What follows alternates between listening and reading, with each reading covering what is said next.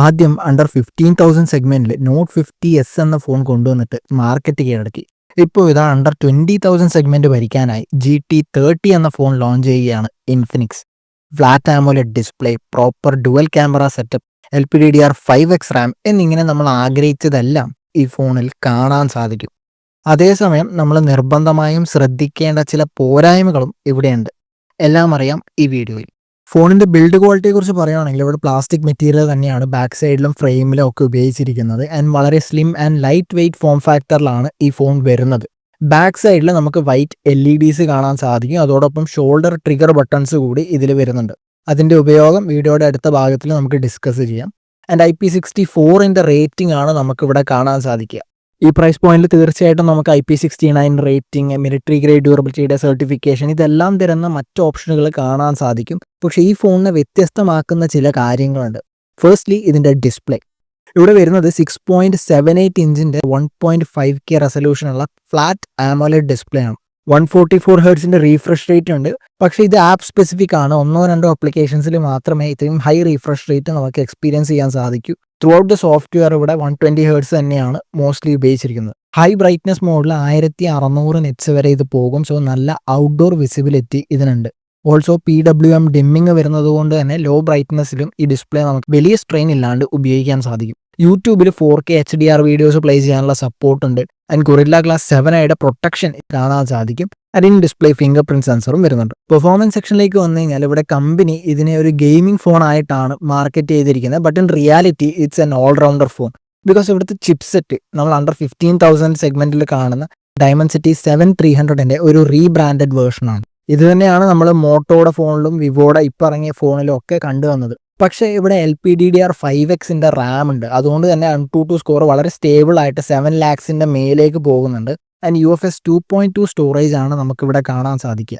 Vapour cooling chamber ഉണ്ട്. 90 FPS gaming BGMIയിലും CODയിലും support ചെയ്യുന്നുണ്ട്. ശ്രദ്ധിക്കേണ്ട കാര്യം, ഈ പ്രൈസ് പോയിന്റിൽ 90 FPS ഗെയിമിംഗ് നമുക്ക് TDM കളിക്കുമ്പോൾ മാത്രമേ കിട്ടൂ. കൂടുതൽ ഓപ്പോണൻസ് വരുമ്പോഴും ലാർജ് മാപ്പിലും കളിക്കുമ്പോൾ ഇത് പെട്ടെന്ന് തന്നെ ഡ്രോപ്പ് ആകും. ഓൾസോ ഗെയിമിങ്ങിനായിട്ട് മേലെ കൊടുത്തിരിക്കുന്ന ഷോൾഡർ ട്രിഗർ അഥവാ GT ട്രിഗേഴ്സ് നമുക്ക് ഉപയോഗിക്കാനാണ്. അതുമാത്രമല്ല നമുക്ക് ഇൻഡിവിജ്വൽ ആപ്സ് പെട്ടെന്ന് ഓപ്പൺ ചെയ്യാൻ വേണ്ടി ഇതിനെ കസ്റ്റമൈസ് ചെയ്യാവുന്നതാണ്. For example camera, Google pay scanner.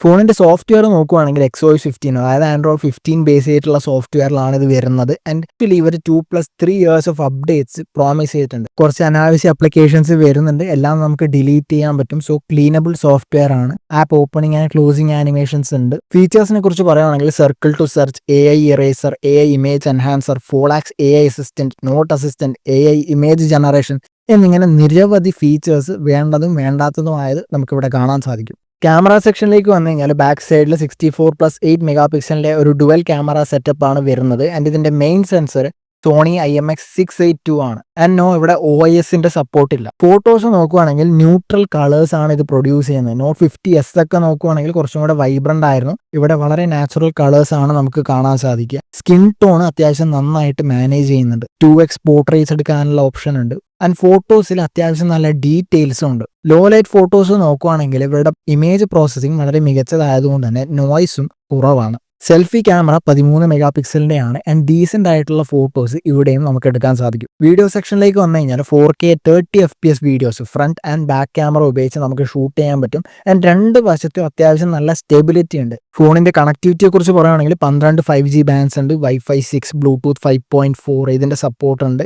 NFC ഇല്ല, ഹെഡ്ഫോൺ ജാക്ക് ഇല്ല, IR ബ്ലാസ്റ്ററിന്റെ സപ്പോർട്ട് ഉണ്ട്. ഡുവൽ സിം സ്ലോട്ട് ആണ് വരുന്നത്. സോ മെമ്മറി കാർഡ് ഇടാനുള്ള ഓപ്ഷനും ഇല്ല. ഫോണിന്റെ മറ്റുള്ള സ്പെസിഫിക്കേഷൻസിനെ കുറിച്ച് പറയുകയാണെങ്കിൽ 5500 mAh ബാറ്ററിയും 45 വാട്ട് ഫാസ്റ്റ് ചാർജിംഗ് ആണ് ഈ ഡിവൈസ് സപ്പോർട്ട് ചെയ്യുന്നത്. ഇൻഡസ്ട്രി സ്റ്റാൻഡേർഡ്സ് മീറ്റ് ചെയ്യുന്നുണ്ടെങ്കിലും ഇപ്പോഴത്തെ ട്രെൻഡ് വെച്ച് നോക്കുമ്പോൾ ഈ ഫോൺ പിന്നിലാണ്. 7 മണിക്കൂറിന്റെ സ്ക്രീൻ ഓൺ ടൈം ഇതിന് കിട്ടുന്നുണ്ട്. സോ ബാറ്ററി അത്യാവശ്യം നന്നായിട്ട് ഇവർ ഒപ്റ്റിമൈസ് ചെയ്തിട്ടുണ്ട്. അതോടൊപ്പം 1 മണിക്കൂറിന്റെ സമയമാണ് ഇത് ഫുൾ ചാർജ് ആകാൻ വേണ്ടി എടുക്കുന്നത്. ബൈപ്പാസ് ചാർജിങ്ങിന്റെ സപ്പോർട്ട് ഉണ്ട്. ആൻഡ് 10 വാട്ടിന്റെ reverse charging. Dual stereo speakers ആണ് വരുന്നത്. ഡുവൽ മൈക്കും ഉണ്ട്. അതോടൊപ്പം X-ആക്സിസ് ലീനിയർ മോട്ടോർ കൊടുത്തത് കൊണ്ട് തന്നെ ഒരു പ്രീമിയം ലെവൽ ഹാപ്റ്റിക്സ് തന്നെ നമുക്ക് ഇവിടെ എക്സ്പീരിയൻസ് ചെയ്യാൻ സാധിക്കും. ഫൈനലി എനിക്ക് പറയാനുള്ളത്, കമ്പനി ഇതിനെ ഗെയിമിംഗ് ഫോൺ ആയിട്ടാണ് പ്രൊമോട്ട് ചെയ്യുന്നതെങ്കിലും ഇൻ റിയാലിറ്റി ഇതൊരു ബാലൻസ്ഡ് ഓൾറൗണ്ടർ ഫോണാണ്. ശ്രദ്ധിക്കേണ്ട മറ്റൊരു കാര്യം, ഇൻഫിനിക്സ്, ടെക്നോ, ഐറ്റൽ എന്നീ ബ്രാൻഡ്സിന്റെ സർവീസ് കൈകാര്യം ചെയ്യുന്നത് കാൾ കെയർ എന്ന തേർഡ് പാർട്ടി കമ്പനിയാണ്. ആൻഡ് മോർ ഇമ്പോർട്ടൻ്റ്ലി പലയിടങ്ങളിലും ഇവരുടെ സർവീസ് വളരെ മോശമാണ്. സോ ഈ ഒരു റിസ്ക് എടുക്കാൻ താല്പര്യമില്ലാത്തവർ ഓപ്പോയുടെ K13,